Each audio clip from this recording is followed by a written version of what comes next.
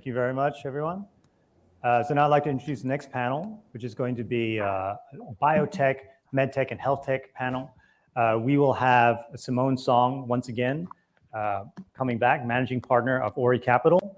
Simone was kindly one of our judges this morning in the startup competition, and the discussion will be moderated by Thomas Cho, from a partner and co-head of Asia Private Equity Group at Morrison Foerster.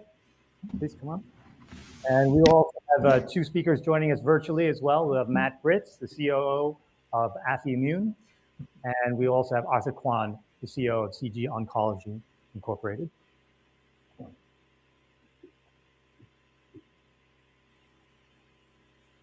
Thank you all.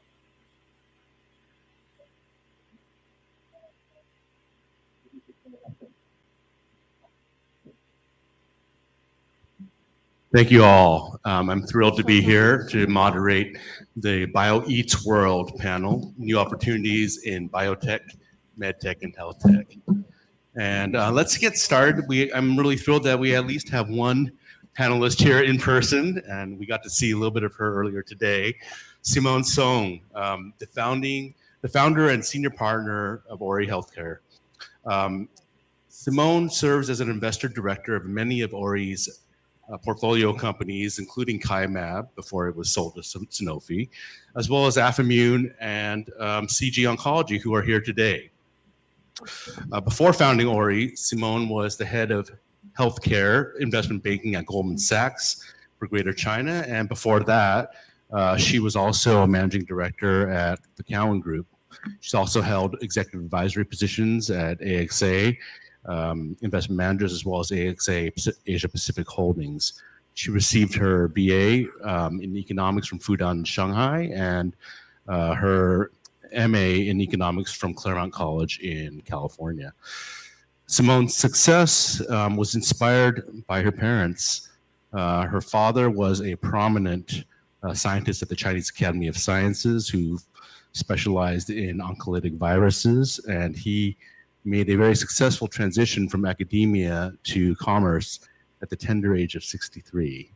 Not to be outdone, her mother was one of the pioneers of one of China's first novel biotech drugs, so no pressure there, Simone. So Simone's passionate focus on diagnostics, drug delivery, and therapeutics for conditions for treating cancer, cardiovascular diseases, such as heart attack and stroke, and neurodegenerative diseases, such as Alzheimer's and Parkinson's, was also influenced by her own cancer scare some years ago.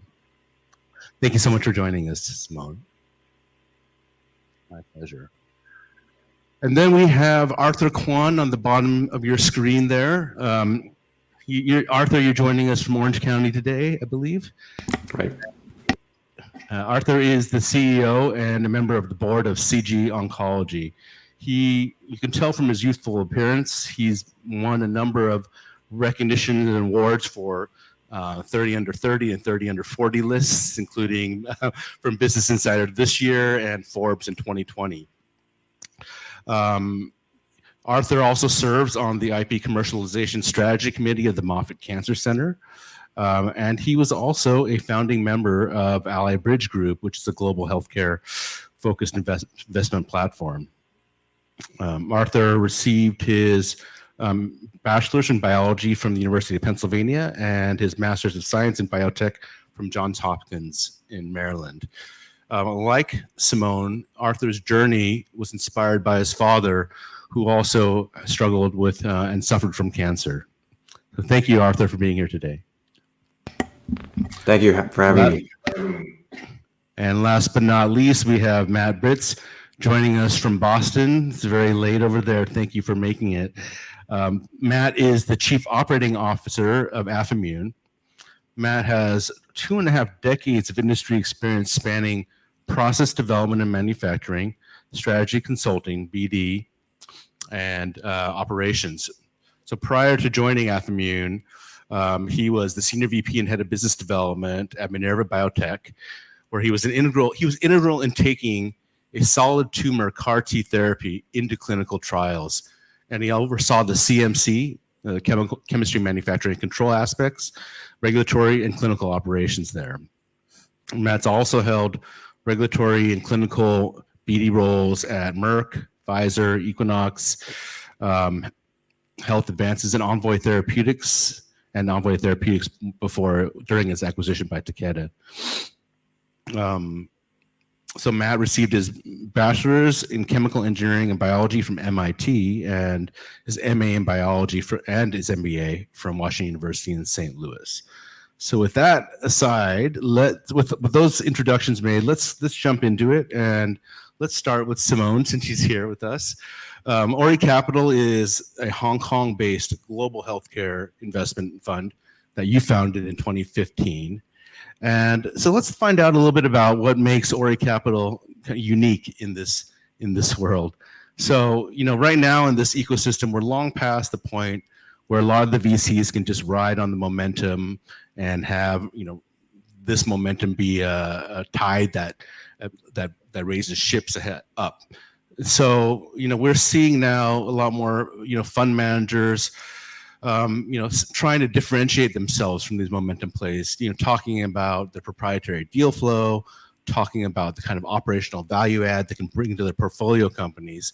But when you drill down a bit, sometimes it's hard to really understand where that deal flow is coming from and how they're really helping these companies.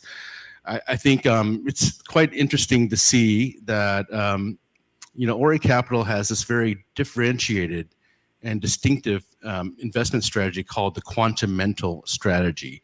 And it's coupled with an AI-empowered neural network called Ori Zen. I think these are very interesting aspects of the fund that differentiate it. So Simone, maybe you can tell the audience a little bit about these aspects. I'll be brief. Hello, yeah. I always joke that to succeeding investing in early stage healthcare companies, it is very similar as winning a Formula One race, because the key elements are very alike. There are about 10 key elements. One is you need to get into the right runway. The second is you need to drive the right model. And the third is the right model needs to be paired with the right engine. The fourth is that, in a runway, all cars are running very fast around you. You need to find a route to live, not to be crashed. The fifth is that the car needs to be able to run long distance. So these are the 5, aspects in relation to science and technology. And the other 5 elements are more related to people. You need to find your Michael Schumacher. Of course, now there's a new generation driver. My generation is Michael Schumacher. And the second is, on this hand, is you need a pit crew to support the CEO, the C-suite people. And then you need to have the right board, right scientific board, not only the board, also the scientific board, and you need to have the right investors. So to get answers, to get right answers for all these 10 elements, it requires big data support. For example, let me go back again. To find the right runways, Ori Capital focuses on 3 big diseases only: cancer, neurodegenerative, and metabolic disorder that will cause acute chronic conditions such as heart attack, stroke. So we only look at the 3 big diseases, but we mapped out, using big data and AI, we mapped out about 12 big runways. And within the 12 big runways, it could further be narrowed down to about 50 runways. So we need to look at the 50 runways.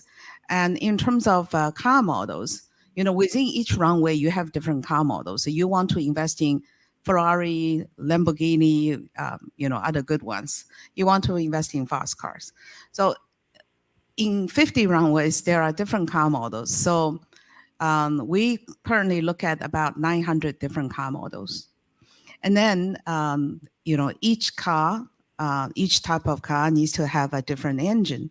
Although we only look at the 3 disease families, we are looking at about 3,000 car engines. And then in terms of the unmet clinical route, again, in thousands. So and then when look at the people side, when you look at the very successful, the career trajectory of a successful CEO, you'll be amazed to see that he succeed in his previous company, he fails spectacularly in the next one. I think Arthur will continue to succeed in addition to Arthur. So it is bumpy.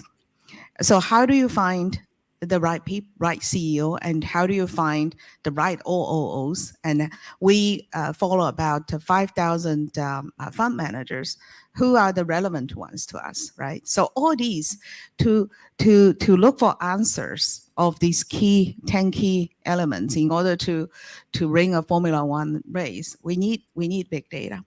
So that is the reason we used the 5.5 years to develop a very robust data platform called Horizon to expand our horizon, not only to get answers from, for these 10 questions, more importantly, to break down our bandwidth. How many people can you hire? You can't hire 10,000. You cannot hire 3,000 car engine scientists. You can't hire 1,000 car model scientists or KOLs. So one of the ways for this big data platform to give us answers is to be able to work with a brain pool of about 60,000 scientists and key opinion leaders. So get the answers. One way of getting answers is to be able to work with the best of mind. And that is step one, to build the platform. The second is to be able to transfer, what's the English word? To extrapolate all useful data into investment handbooks, into investment insights. So I mentioned earlier that we identified 12 runways. We therefore, with the help of the big data platform, we produced a investment handbook for each of the runway, and each of the book is living and breathing. They're being updated on daily basis. And the last step, now you have the big data platform, you have investment handbooks to form your investment convictions. The last process, the last infrastructure we build in-house is to build an investment process that involves both big data analysis and human research. So that is why we call it quantum mental. But it takes time to engineer a process that involves both machine and people, because if you ask machine to do too much, it's not accurate. If you ask it to do too little, it's not efficient. So 5.5 years, platform, investment handbook, and a quantum mental approach, investment process. That's amazing. It's proprietary as well. I wish I could use that for our business, but that is your secret sauce. That's wonderful. So Matt, Affimmune is developing the next generation of cellular immunotherapy to enable a patient's own immune system to detect and eliminate tumor cells. Now, this CAR T cell therapy has been used in blood, treating blood cancers effectively. But what's interesting about Affimmune is that it's really attacking solid tumors. And that's quite exciting because over 90% of cancer fatalities are attributable to solid tumors. So tell us more about this tune and track platform that you have. And we'll talk a bit more about your financing, but how you're using the proceeds from your most recent financing and what your near-term KPIs and clinical goals are. Yes, thank you for the question. So yeah, at this point, CAR T therapies have not seen the successes in solid tumors that we've seen in heme malignancies. And there are a couple different reasons for this. Well, there's many different reasons for this, but the top two are toxicities and T-cell exhaustion. And we see a lot of toxicities in solid tumor cancers because the antigens that the CAR T cells recognize are expressed on normal tissues as well, just at lower levels. And so many other CAR T approaches use very high affinity CAR T cells. So these cells bind these cancer antigens very tightly.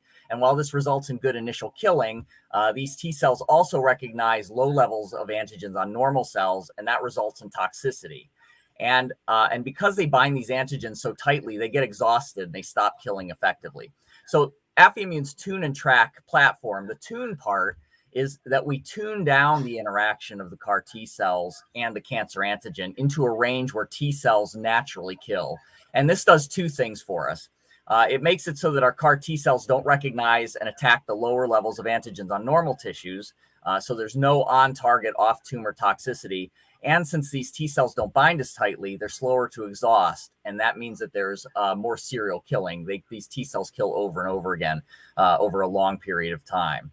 So this is something that's unique to Affy, and it sets us apart from a lot of the other CAR T companies that are going after solid tumors. And the track part is very cool, and it's unique to Affy. In my pre-Affy life, you mentioned I was in business development capacity at another CAR T company, and I'd always have these meetings with potential partners, and they'd say to me, "How do you know that your CAR T cells got to the tumor? How do you know they actually got there?" And the most common way that people do this is they do an assay called FISH, but it's a method that requires an invasive post-treatment biopsy. And a lot of patients at this point in their cancer journey don't really want to be, cut open anymore. But so what Affy does is we add a protein to our CAR T cells that interacts with an FDA-approved imaging agent.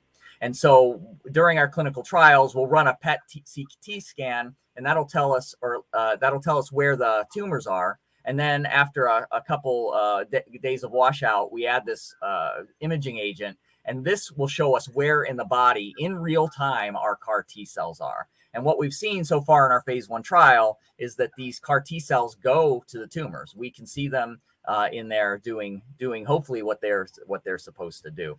And so this is a very unique platform, and we're currently in our phase 1 trial phase 1 trial right now. So you mentioned about our Series A funding. Our intent with the funding is to get us to the next valuation inflection point, and for us, that's where we could complete our phase 1 trial. We're currently in thyroid cancers, both anaplastic and poorly differentiated thyroid cancers, and we're currently roughly halfway through the middle dose level of that trial. We also used our funds to build the teams that are required to support a registrational trial in thyroid and expansion into other cancers. And as you may know, with cell therapies, manufacturing is often a key stumbling block. And so we are being very proactive, and already in phase 1, we've engaged our commercial manufacturer. So we've hired senior leadership in clinical development and clinical operations to really help us to support that strategy and execution in the clinic.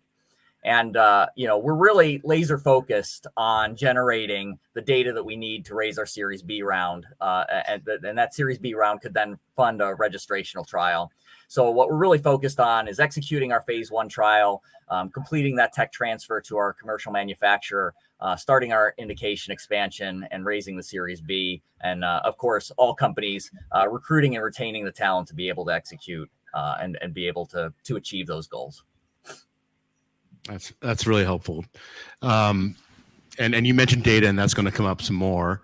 Moving to Arthur. Now, Arthur, you're no longer a phase 1 company by any stretch of the imagination now. But when I first worked with you back in 2014, this was when CG was doing its Series A financing with Ally Bridge participating, the fund that of which you are a founding member. So just kind of going through a little bit of that history, and perhaps part of the reason why he gets on all these 30 under 30 and 30 under 40 lists.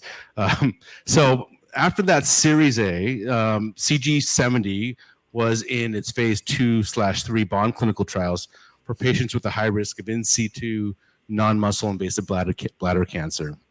And after the closing of that Series A1, you joined from Ally Bridge to CG full-time as COO in 2015, and a year later you were promoted to become the CEO, and by 2018 you'd entered into a collaboration to combine CG70 with Merck's Keytruda anti-PD-1 therapy in a phase 2 clinical study, and subsequently you advanced the bladder cancer program into a phase 3 single arm registration trial, a Bond 3 trial, in 2020. Now, with that, you've been able to secure a lot of combo treatment collaborations with big pharma, including Bristol Myers Squibb and with Roche. It's not surprising that as a result of all of this, you've been able to raise significant funding, 200 million to date, of which 120 million in your Series E was just closed last month with Ori as one of the co-lead investors. So congratulations on that. This is an incredible story, and we've talked to Matt about where, being at Series A, and now we can talk to a Series E company. Maybe you can share with our audience, this long journey that CG's had. What were some of the biggest challenges that you had to deal with, and how are those learnings affecting you as you take, CG forward to the next level in developing other types of urologic cancer treatments? Sure. Thanks, Thomas. And yeah, to looking back, there's been so many challenges that we faced. I think any challenges that you could imagine that a small biotech could face, we probably ran into it. And I think, what I would say is, one thing that's been kind of a recurring theme is that there's a lot of noise in the market. What I mean by noise is there's always constant news flow in the macro markets, our competitors' news in IO, oncolytic virus, and so on and so forth. I think there's just been an abundance of information overflow. And as a company, we need to be able to distill through all that noise and really find the signal. And so the challenge really is, there's so many indications that you can go after, right? GBM, pancreatic cancer, ovarian cancer, etc. I think as a company, we're, certainly there's so many shiny objects along the way, but I think what we've done is to stay very focused. We saw a signal in bladder cancer early on. When I first joined the company in 2015, we knew that there was a signal here. And as you know, in biotech, it's all about the data, right? So we followed the data, we followed the science, and we continued to build upon that. And I think one of the key things, looking back, what we've done correctly was we've really dug deep into the disease space. Having that focus in bladder cancer enabled us to spend a lot more time than our competitors who are doing 5 different types of solid tumor trials. So we can build deeper relationships with KOLs, strategics, patients, and of course, investors, right? So having that deep domain expertise, I really, in looking back, I think that's really what attributed to our success today. And that also enabled us to identify new market opportunities that are very nuanced, but potentially, unlocks a massive TAM that, you wouldn't have otherwise noticed. So, with this current focus, I would say we're currently the leader in bladder cancer with our phase 3 trial fully enrolled. And we just reported really some groundbreaking practice-changing data potentially when combined with Keytruda. So we reported 88% complete response in non-muscle invasive bladder cancer who failed first-line therapy. So an 88% complete response is not something you normally see in a solid tumor indication, right? So and I think I attribute that success to just the focus of executing high-quality clinical trials, right? So again, I think there's so many projects to invest in, but I think as a company, really ultimately staying focused is very important.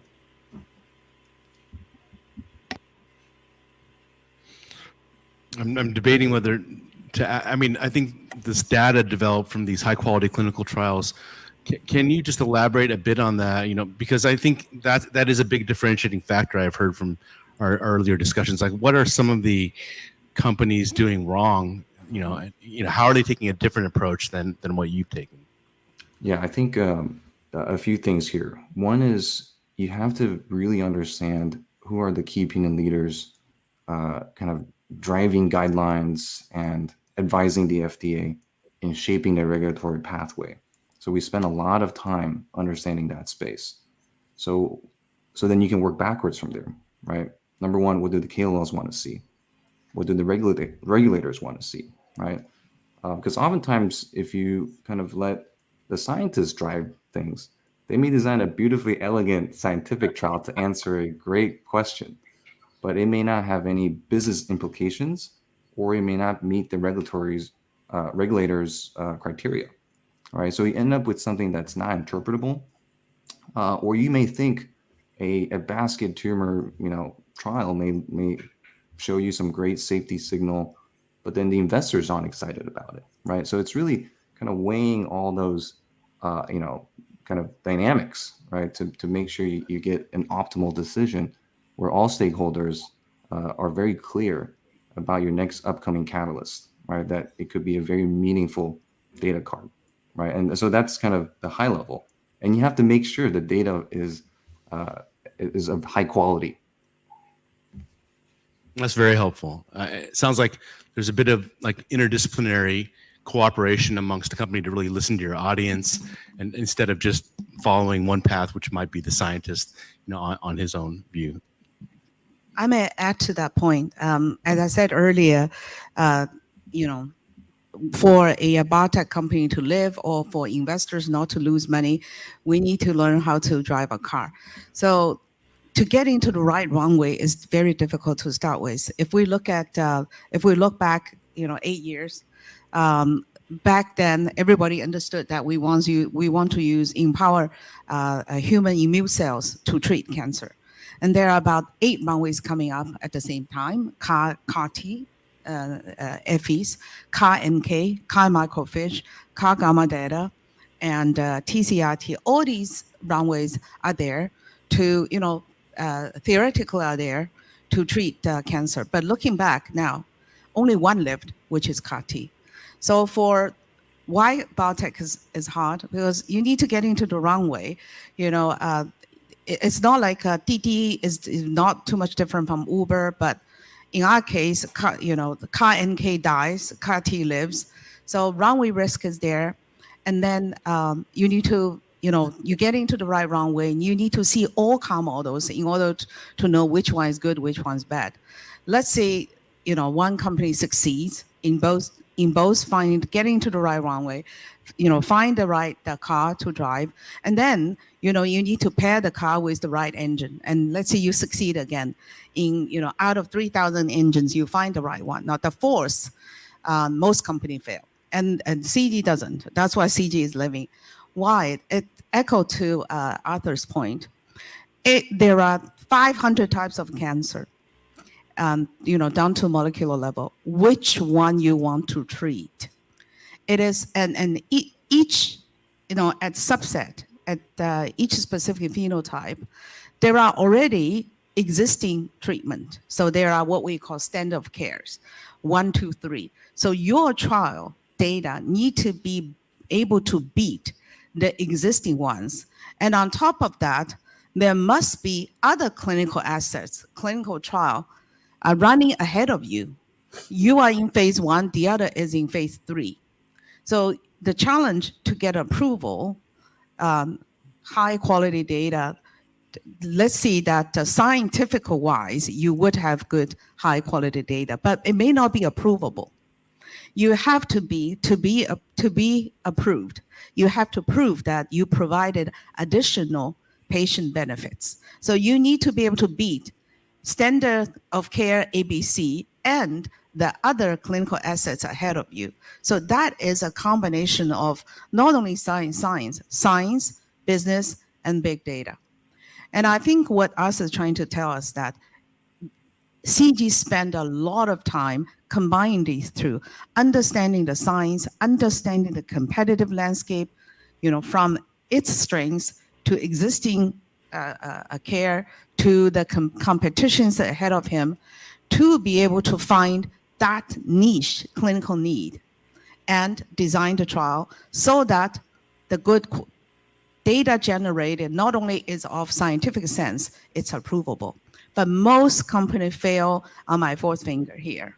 And the last, as Matt is saying, CMC, manufacturing, because we are manufacturing live agents.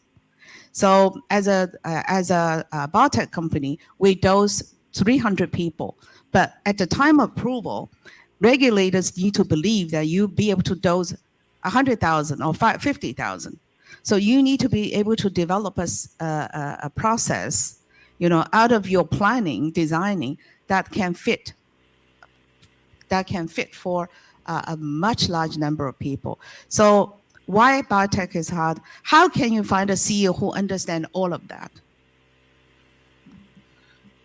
Well, you've done very well with that, Simone. Actually, let's talk for a moment about the current fundraising environment. We've got a lot, we're here at a business plan competition where a lot of companies are seeking fundraising. Now, earlier in the pandemic, I think this sector, was very robust, and really, in my practice, 2020, the second half, and 2021 were the busiest I've ever had. And what's that? I didn't have any place to go. I was in Hong Kong, right? So, but we'd see like the same companies coming back to us over the course of the pandemic for a second round of financing, and they would have jumped 2 to 3x in the course of 12 months, and that was astounding. Now, starting last year, I think with the pandemic easing in the U.S. and some other factors, we started seeing more of a risk-off, attitude in the public markets in this space, and I think that's trickled down a bit to the private companies as well. And so maybe at a high level, where do you have a very unique platform. You're highlighting 2 of your great portfolio companies and recent investments, but where do you see this market for venture capital investing into these biopharma or medtech companies in the current environment?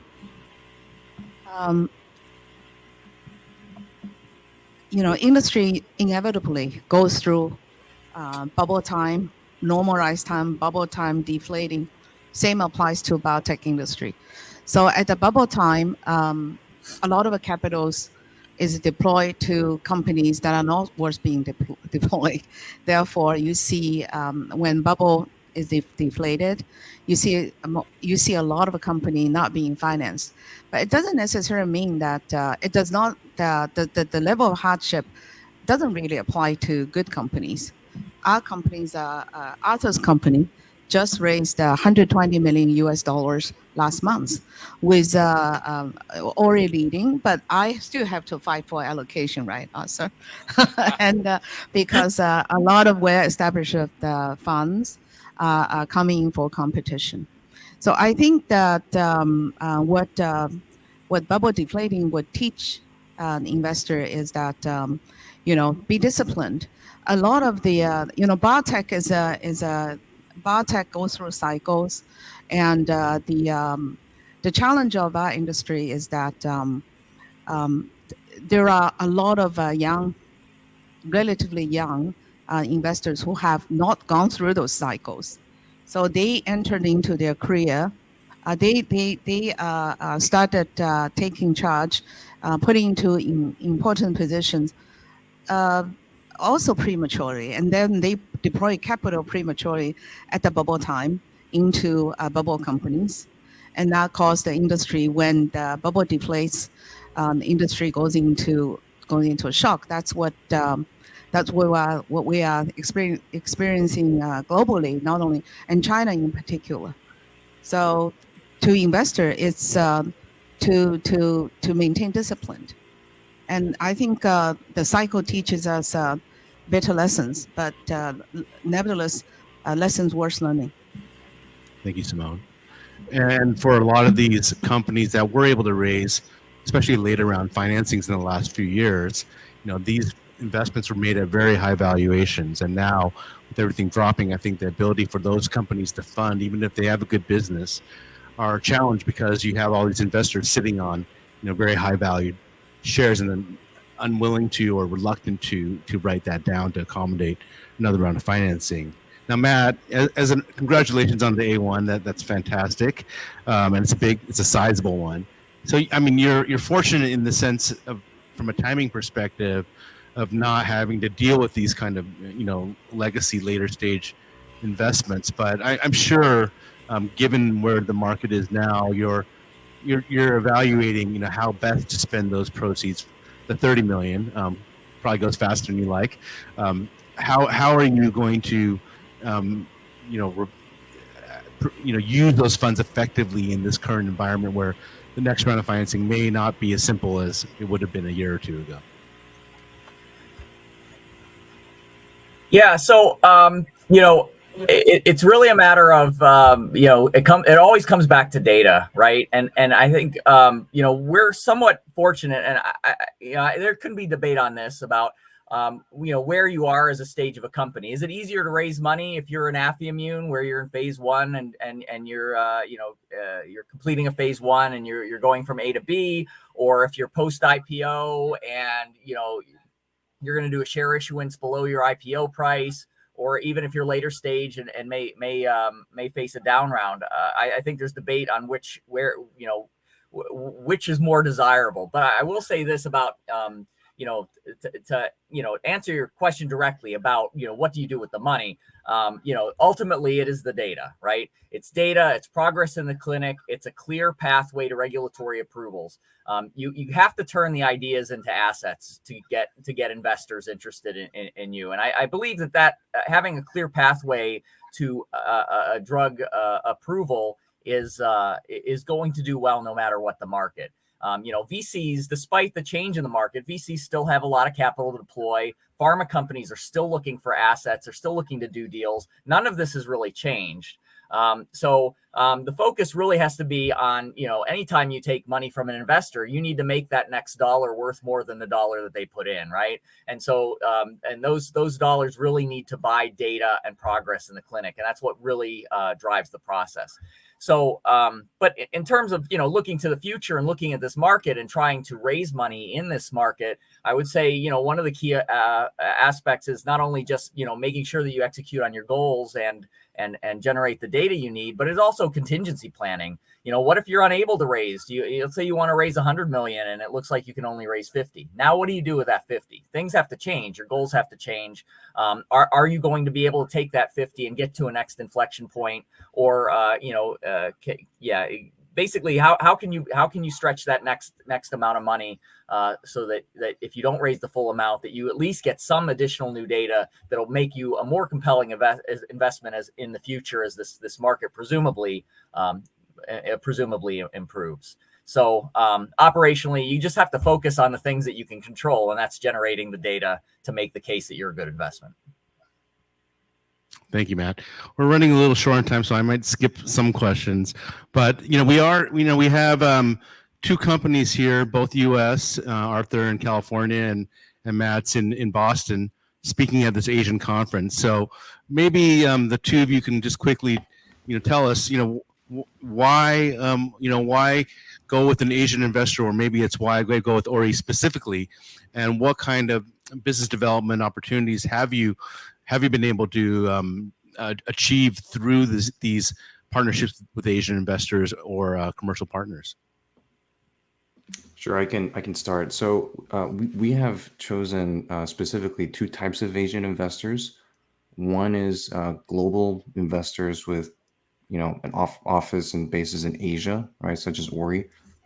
We have also taken on Asian strategic investor capital, and these are partners in Japan and China who have a strategic interest in licensing our product, where we've also allowed them to invest in equity to join our cap table. And one of the benefits there is, as you know, clinical trial enrollment is getting more and more competitive. So just enrolling in the US sometimes may not be fast enough, and you may want to branch out into other regions. So from a clinical trial execution perspective, having a domestic Asian partner with skin in the game is always very helpful. They're not only going to cover the cost for you, but they'll also have domestic and specialized knowledge in dealing and navigating with their own regulatory pathways. In terms of the Asian investors with the global view and presence, I think it's been helpful in our case, just so that they better understand our kind of Asia BD strategy. I think also from a company's perspective, it is a diversification such that you may have the US markets could be down, Asia could be up, and vice versa, right? So it's always good to think about your long-term cap table and how you're going to build that out. Thank you, Matt. Yeah, I mean, in terms of raising the Series A from Ori, one of the things that was really appealing is, as Simone mentioned, Orizone, they have a very unique approach about understanding the sectors in which their portfolio companies operate. And they've had very demonstrated success in a couple exits where they were significant contributors. And just working with them, I can tell you how many times there are things that I would expect I would need to hire a consultant for that they've already thought of, or they've already got resources that can really help out. So a lot of VCs say, "Oh, call me if you can, if you need help or if I can be helpful." And I don't know a lot of people that have cashed that check, and I feel like with Ori, we can. But with regards to Asia in general, we're a little earlier stage than Arthur, so we're still trying to prove our concept. But it would be there's a lot of innovation in the CAR T space that's going on in Asia right now. Companies like Legend and CarsGen come to mind, and also with regards to R&D, the way that trials can begin very quickly. Phase 1 trials can begin very quickly in China. Due to basically approval of an IRB rather than going in front of the agency. So there's actually a lot to keep track of, and it's very helpful to have somebody with boots on the ground to help out with that. But as we go forward, cancer is a global problem, and you really need a global approach, and so having Ori is potentially very helpful there as well. Thank you, Matt. Thank you, Arthur. Thank you, Simone. I hope you all come away from this panel learning a little bit more about this industry and seeing how there are opportunities for all of us in Asia. Thank you. Great. Thank you, guys. Thank you.